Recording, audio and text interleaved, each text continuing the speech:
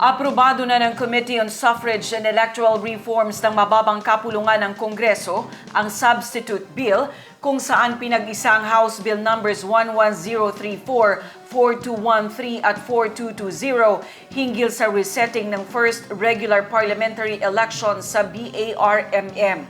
Umabot ng halos 3 oras ang pagtalakay sa mga panukalang batas kung saan dininig ang panig ng mga resource persons sa usapin. Just as inquiry, since the bills have been consolidated, I'd like to inquire if me being an author of one of the bills is now considered one of the principal sponsors of the and just want to put it on the record if it's if I will have the privilege and the honor of presenting it on the floor along with my colleagues. Yes, please. Of course, along with the other co-authors. Mr. Chair. Yes, I would also like to reserve my right, same as Congressman Ataman, Mr. Chair, to pose questions during the plenary. yes, Honorable Flores. Mr. Chair, also, please consider that my no objection position is considered as a yes vote. No, I'm abstained for the. Okay. Mr. Chair, I also move for the approval of the committee report of the said substitute bill, subject to form and style, Mr. Chair. May I see the committee report, Mr. Speaker? Where is the committee report? Mr. Chair, just a Mr. Chair, can we please, just a matter of procedural, can you please give us first copies before any motion? Because we need to read the committee report. Okay. Mr. Chair, Hindi mauna ang committee report bago ang mauna ang approval bago ang committee report.